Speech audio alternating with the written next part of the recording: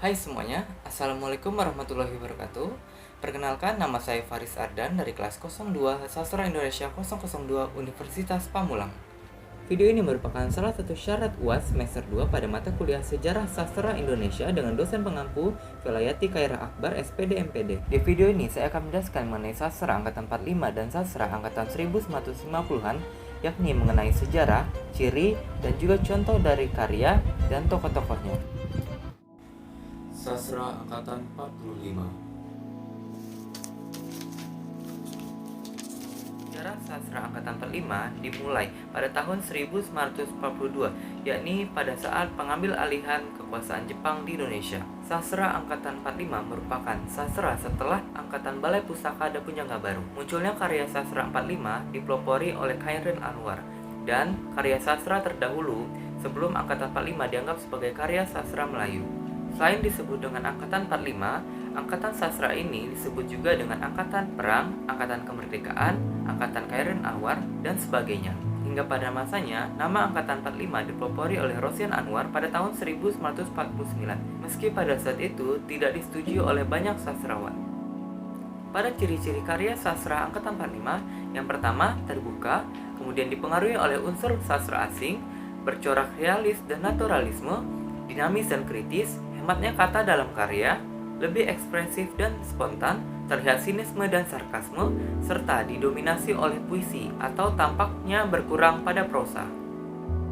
Pada contoh karya sastra dan tokohnya, yang pertama ada Tanda Bahagia tahun 1944 milik Bakti Siregar, kemudian ada Kerikil Tajam tahun 1949, Deru Campur Debu tahun 1949 milik Khairil Anwar, dan sebagainya. Sastra Angkatan 1950-an.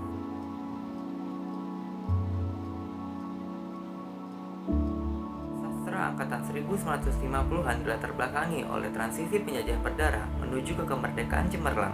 Para sastrawan pada masa ini mulai mencari bahan-bahan untuk merujuk pada kebudayaan Indonesia yang murni dan membebaskan sastra dari pengaruh budaya asing setelah penjajahan.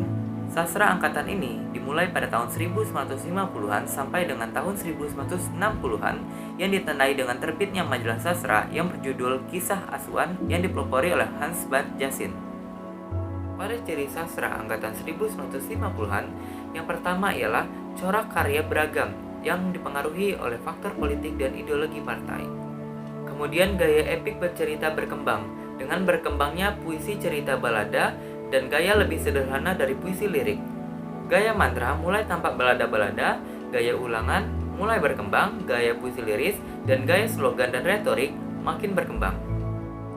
Pada karya dan tokoh sastra angkatan 1950-an, contoh diantaranya ialah yang pertama, kumpulan cerpen Orang-orang Bloomington tahun 1950 karya Budi Dharma. Yang kedua, kumpulan cerpen Dua Dunia 1956 oleh N. Dini. Yang ketiga, kumpulan cerpen Di Tengah Keluarga tahun 1956 karya Ajib Rosidi. Dan keempat, kumpulan puisi balada Orang-orang Tercinta tahun 1957 oleh W.S. Rendra. Dan masih banyak lagi karya dan tokoh-tokoh pada sastra angkatan 1950-an.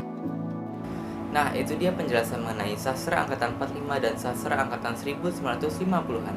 Dapat disimpulkan bahwa sastra angkatan 45 dan sastra angkatan 1950-an memiliki ciri angkatan sastra yang tidak jauh berbeda.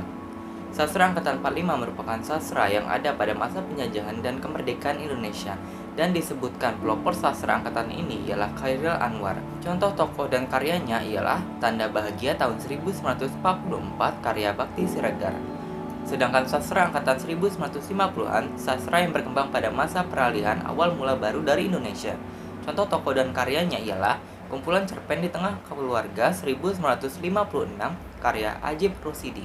Nah, itu dia paparan atau penjelasan yang dapat saya sampaikan. Kurang lebihnya mohon maaf. Saya pamit undur diri. Terima kasih. Daun salam daunnya jatuh. Wassalamualaikum warahmatullahi wabarakatuh. Sastra 45 ya ini sastra perang 44 milik Bakti Siregar. Kemudian ada Debu Campur.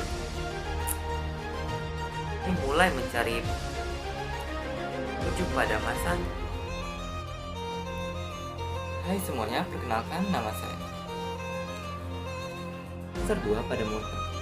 Video ini merupakan salah satu syarat UAS pada mata dapat mengetahui